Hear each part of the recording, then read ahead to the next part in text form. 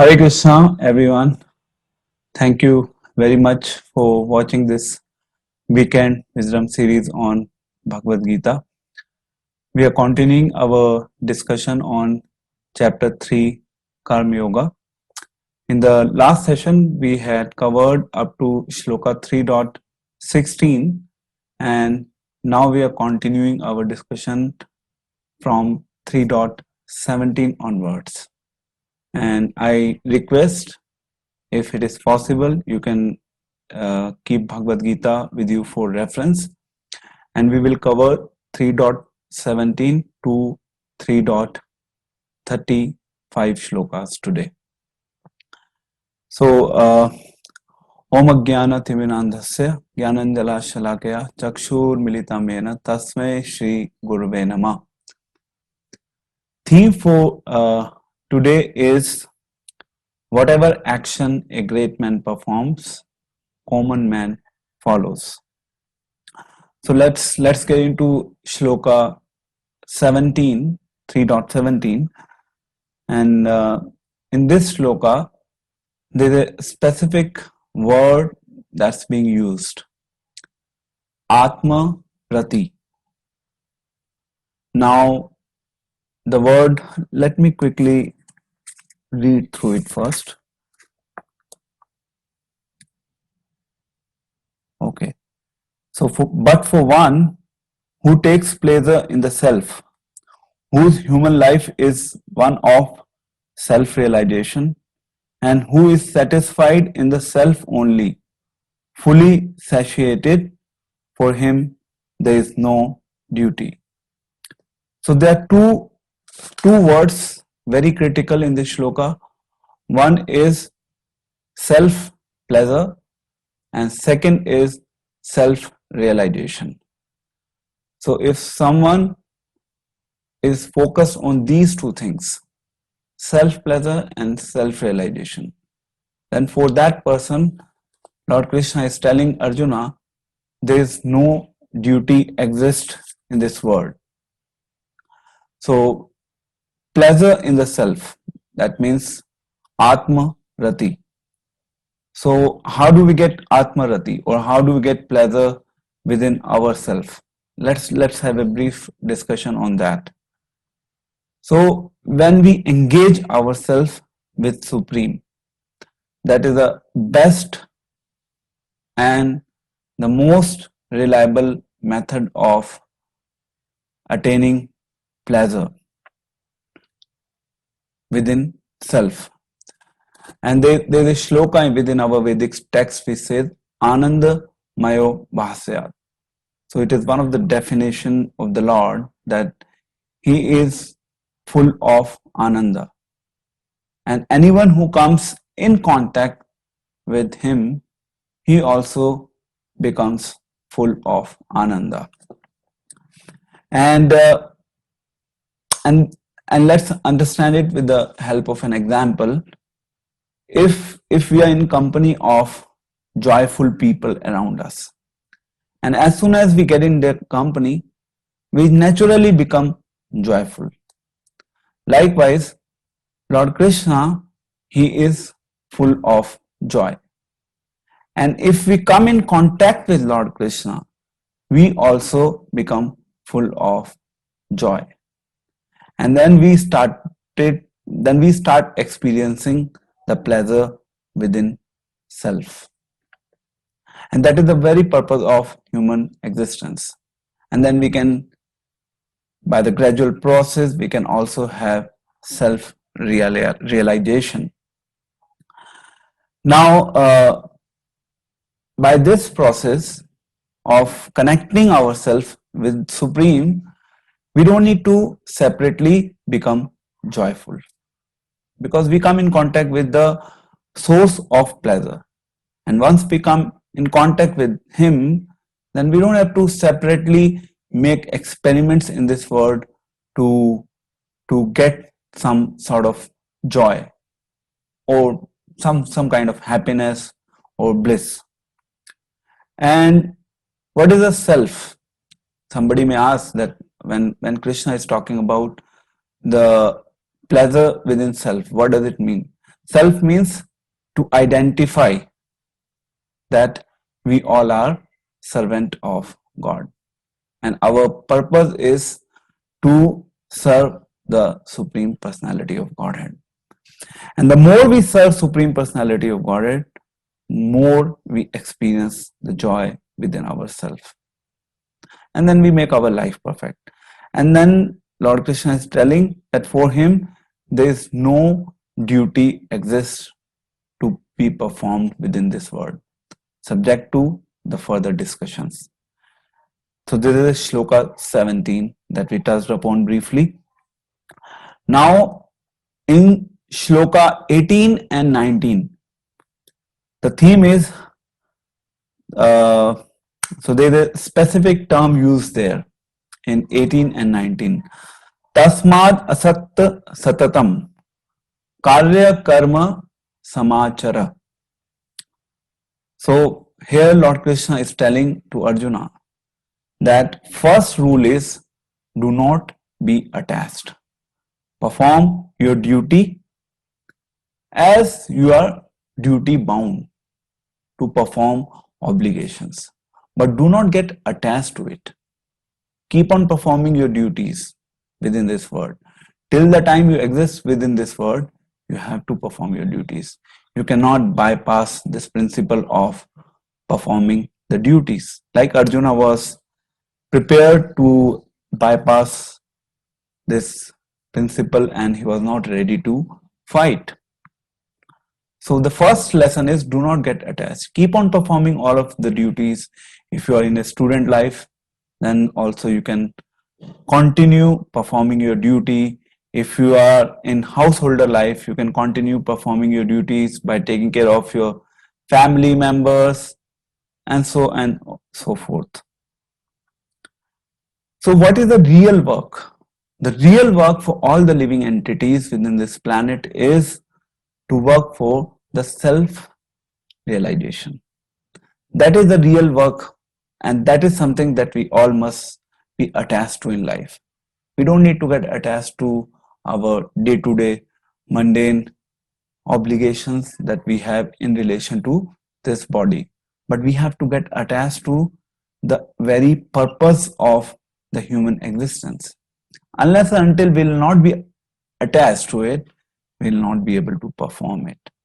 And the more we will be attached, the more priority we'll give to this very aspect of self-realization within our own life.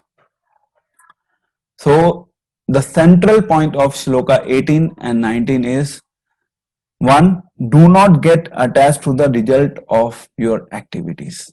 Keep on performing your actions within this world, whatever duties are assigned to you, but do not get attached to them. And second, act on behalf of Krishna. Perform all the actions with the consciousness, with the attitude that you are acting as if you are doing everything on behalf of Krishna. And how do we do that practically? We do it practically by offering the fruits of our action. How we offer the fruits of our action? By whatever results that we get, be it in terms of money, be in terms of our house, be in terms of the possessions that we get, we must try to use it in the service of Krishna. That is the best utilization of our money and time. So action on behalf of Krishna is very important by offering the fruits of the result. If we are eating, then we should always remember the fact that we are not eating it just for ourselves. We are first giving it to the Lordship, then we are eating the remnants that has been already enjoyed by the Lordship. We should have that consciousness, and we should continuously keep on developing that consciousness. So this is the central theme of Shloka 18 and 19. Now Shloka 20 and 21. Now this is very important shlokas that we'll be covering here. And this is something is a theme that we have chosen for today's talk. Whatever action a great man performs, common man follows. So the theme is in this shloka, so 21. In shloka 21, Lord Krishna says to Arjuna, Yad yad acharati shrestras tat tat ev itaro jana sayat pramanam kurute lokas tat anu vartate. So here Lord Krishna is actually telling this ideology to Arjuna that whatever action a great man performs, common man will always follow. So who is a leader? A leader is a person who teaches through his own examples.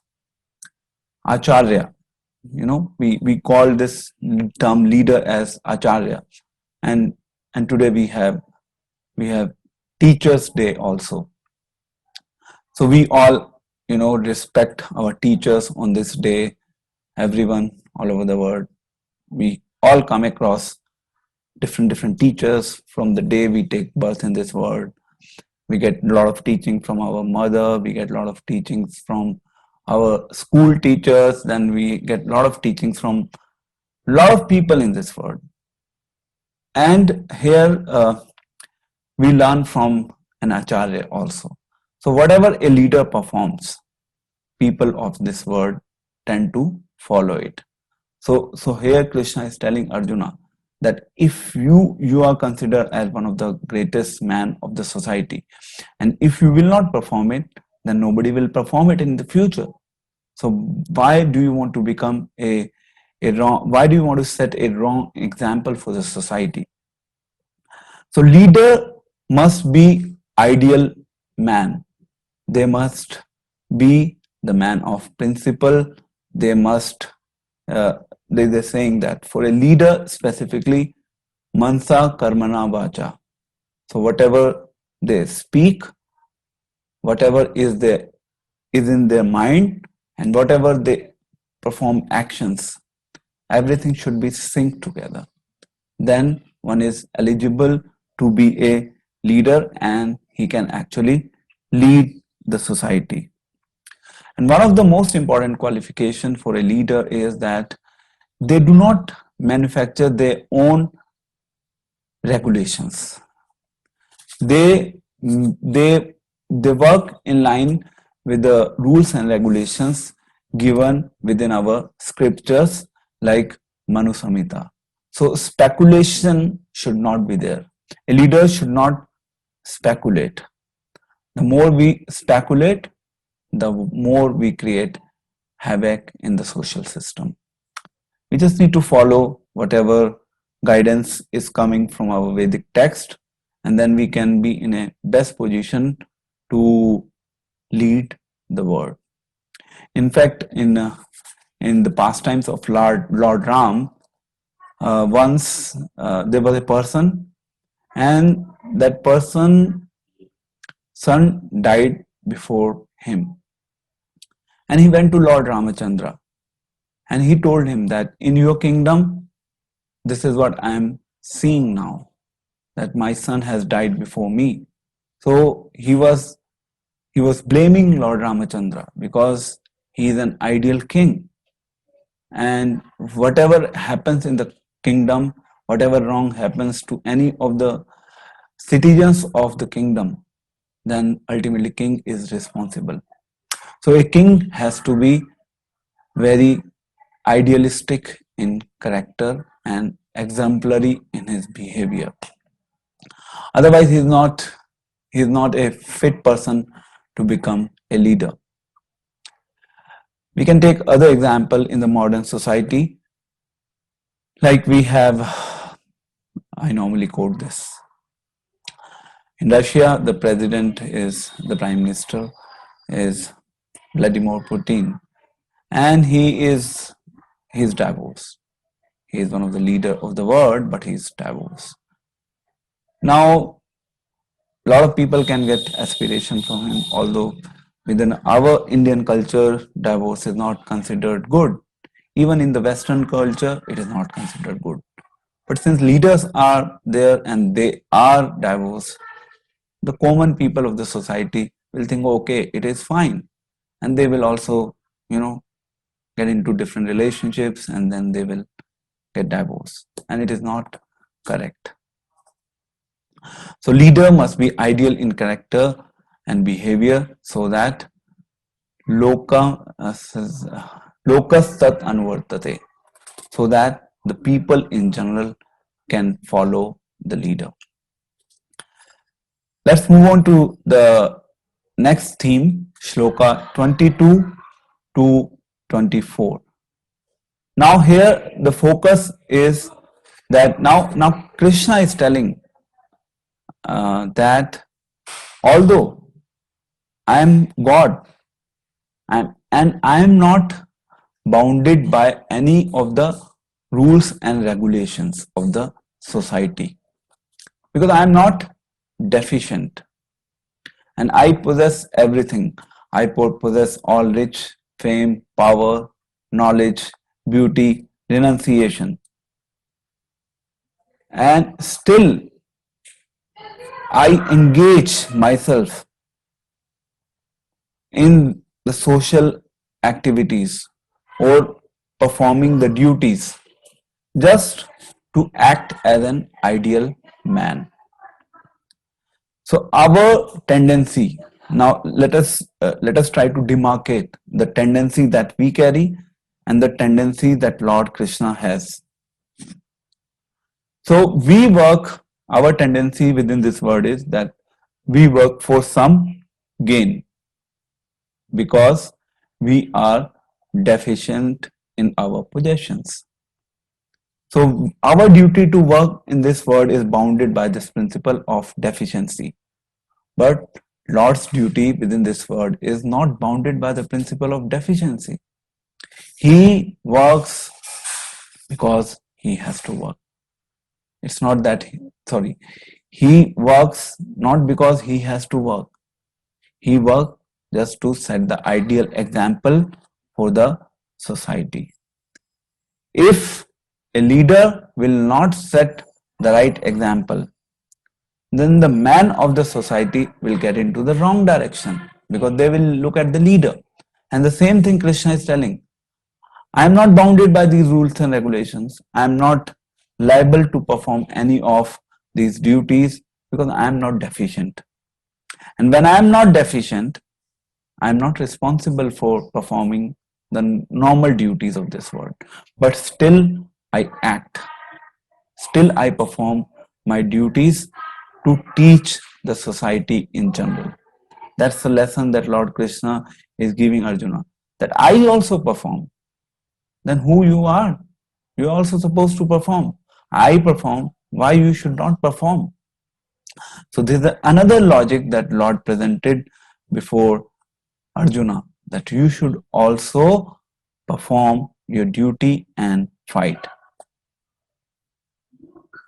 Okay. So Shloka 25 and 26. So a learned man, what is the qualification of a learned man? Again, a learned man also is also not under an obligation to perform the duties of this world. Like we discussed before in Shloka 17 also. In Shloka 17, the message is clear that if you are seeking pleasure in self and if you are focused on self-realization, then you don't need to perform the duties. That's what we discussed about.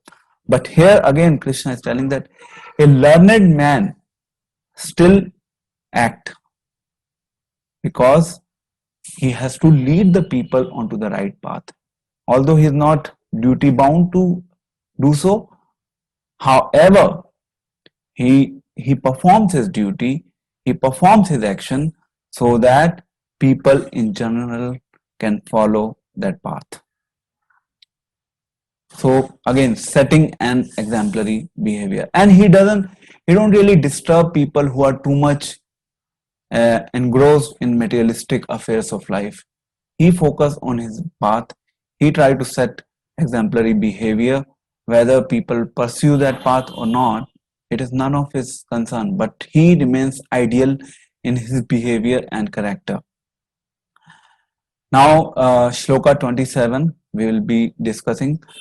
I request you to please learn this Shloka 27. So, 21 and 27, these are two very critical shlokas that we are covering today. Try to memorize them from your heart, and it will give you a very interesting lesson also. So the entire theme of today is focused around these two shlokas, 21 and 27. So in 27, what Lord Krishna says, Prakriti kriyamanani guna karmani sarvasha ahankar iti manyate kartaham iti manyate. Okay, what is the meaning? The spirit soul, bewildered by the influence of false ego, think himself the doer of activities that are in actuality carried out by the three modes of material nature. Very important shloka. Okay, so here we have a reference of three modes of material nature. I'll not really get into the details of what three modes of material nature are. I'll be separately talking about it. But three modes of material nature is mode of goodness, passion, and ignorance. In Hindi, we know Satogun, Rajogun, and Tamogun. And all the activities that a man performs within this world is driven by these three modes of material nature. Because the entire world is functioning under these three modes of material nature. 99.99%. And these three modes of material nature are actually controlling the activities of our life. But people who have false ego, out of their own false ego, they think themselves to be the doer of the activities. And there's a big problem in that. Those who think themselves to be the doer of the activities all the time, they actually suffer in this world. They actually suffer life after life. So, so let's take an example of the body that all of us have. Now, people who think themselves to be the controller, in fact, they are in big problem. Just take a very simple example. We all have this body, human body. Now, within this human body, we know that we don't know what is all going on within this our own human body also. We probably even do not know 10% of our own human body, and we can only control our human body to an extent. We cannot control our body itself to a larger extent. So we cannot even control our body. Then what to speak of controlling the word, controlling our actions? We can just try to do some manipulation around it, but ultimately things are not in our control. So, but our false ego that we have been programmed with, I'll be speaking about it in the next session. We have been programmed with the false ego. That false ego has a tendency to always think that I am the controller, I am the doer, I am the enjoyer.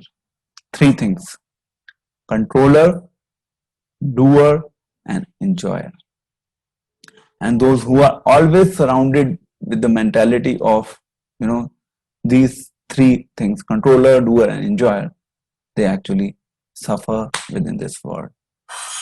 It's not that they just suffer within this life, they suffer life after life.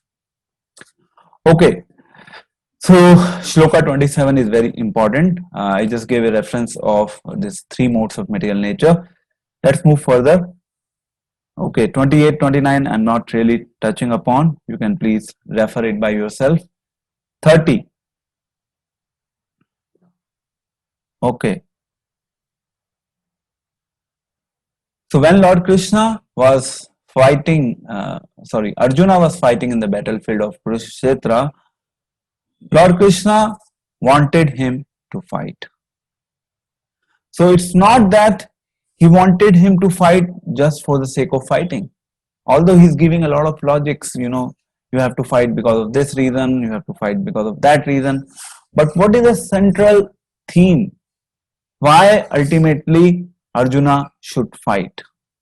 That is a most important aspect that all of us must understand, and it is actually the real spirit of understanding the Bhagavad Gita that we should all learn.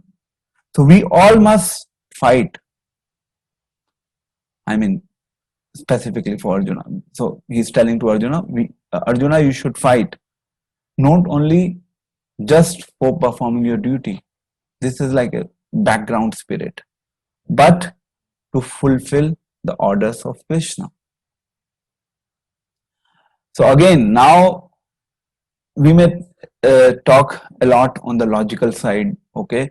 Now, if it comes to our situation, then we all must perform our duty. But there are so many other aspects attached to the duty that we all are performing our duty to satisfy Krishna.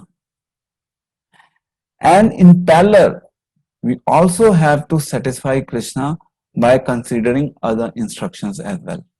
We cannot just stick to one aspect of the instruction and then just simply keep on thinking, I'm doing what Krishna is telling and I'm fulfilling my duty. That does not really satisfy the whole intention of Bhagavad Gita. Okay. So in Arjuna case, there was a direct order. In our case, it's not a direct order. It's an indirect order that is coming through Arjuna to us. So we have duties towards this world. We have duties towards our family. We have duties towards our relatives, friends, likewise. But the most important thing is we also have duties toward Lord Krishna. And the best duty towards Lord Krishna is to understand his expectations from us so that we can fulfill his expectations and we can live our life up to his expectations. And when we fulfill his expectations, it's not that only he's getting happy and pleased from it. In fact, we are going to get happy and pleased from fulfilling the expectations of Krishna. And that is why he wants us to fulfill his expectations. It is for our own benefit only, not for his benefit. Okay, 31 to 34. So the theme is, let me quickly read it. And we are near to conclusion of the discussion for today. Okay.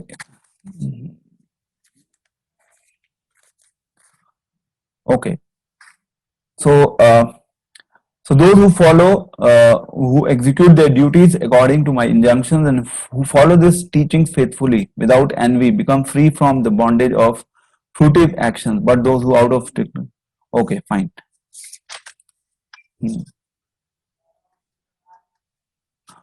Okay. So here the focus is in 32 is when we are being asked to perform the duties, definitely there will be some pitfalls. Like for instance, when a child is in the beginning, when a child is learning to walk, he falls down again and again, again and again, again and again. And he takes time to really stand and then walk. So in the beginning of our spiritual journey also, there might be pitfalls, there might be challenges in performing our duties. No problem.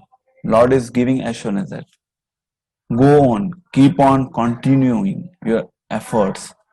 It's like right now our actions or our duties might be imperfect, but the time will come when our duties will be perfect. So no one turns perfect in a day. Everyone has to work out in everyone has to work out with patience. So some patience is required. So we will not become perfect overnight, but we have to eventually progress on this path that ultimately I have to become perfect, but step by step things will happen in my life. And the next aspect is that we can understand here Okay. Master and servant. Another thing is here in 31, 32, if you look at, there's a discrimination, there's a distinction being given. There's a class of people who will follow the orders or verdict of Lord Krishna.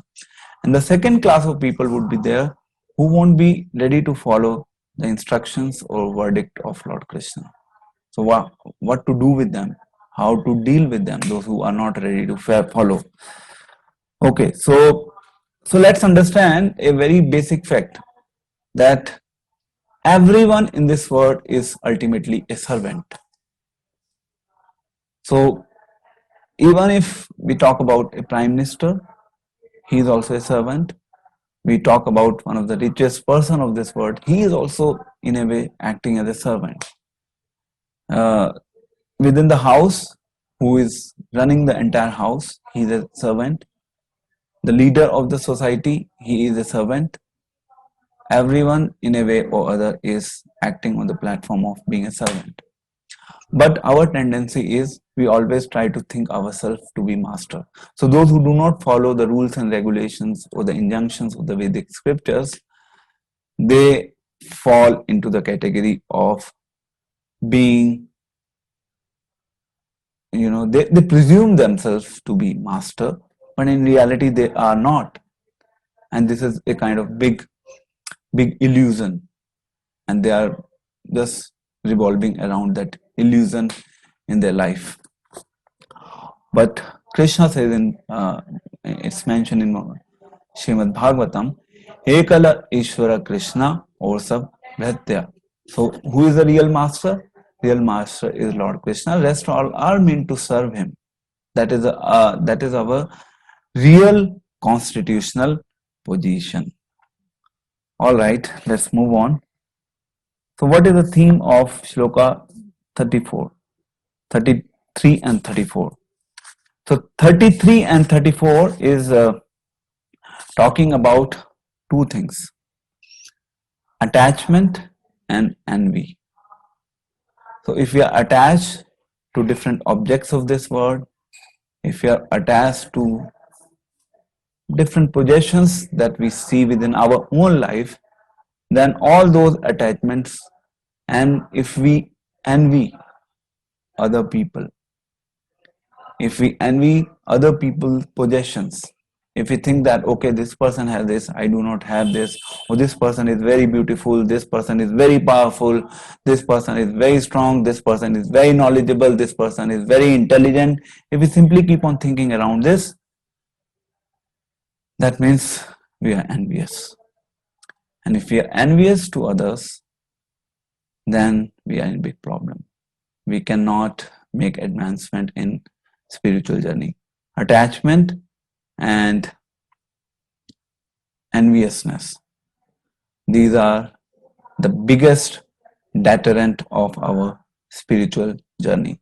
So we have to continuously practice the path of spiritual life so that we can eventually reduce our attachment to the objects of this world, and we can render a menial service to the Lordship. So the more we are detached and more our tendency to be envious of this world or the people of this world gets reduced, the more we can live a happy life. Last shloka, just 2 minutes. In the last shloka, the idea is that what Lord Krishna is trying to help Arjuna to understand that duty. There's a concept of duty. Like we have 4 orders: Kshatriya, Brahmana, then we have Shudra, we have Vaishya Samaj. So all these different orders of life have their own different set of duties. And then we have sannyas ashram, we have grahastha ashram. So Arjuna is trying to boycott from his duty, and Lord Krishna is telling in this shloka that whatever ashram you are into, you're bound to perform your duty within that ashram. You cannot bypass the rules of that ashram. So you are a Kshatriya, you have to fight. Like for example, begging. Begging is not meant for the householders. Begging is meant for the sannyasis. A householder must earn his livelihood and he should not beg from others for money. This is a general rule that one should follow as a householder.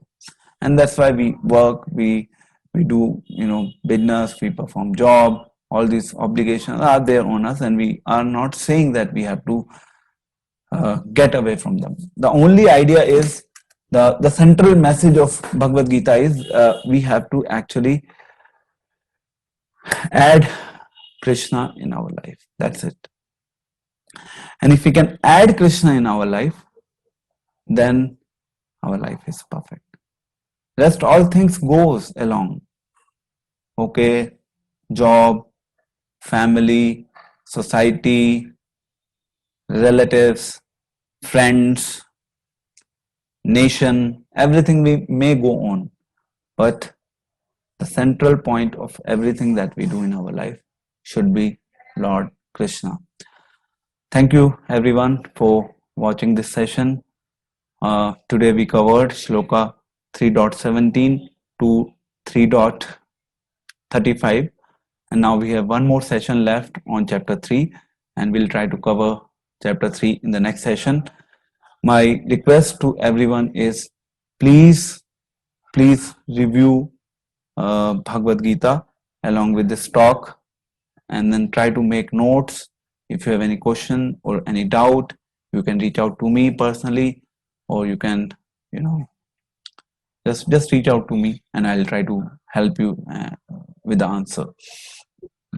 I request you to please like and subscribe my channel and share it with others, so that we can share this wisdom treasure with the world at large, and then we can contribute for the welfare of society on a grander level.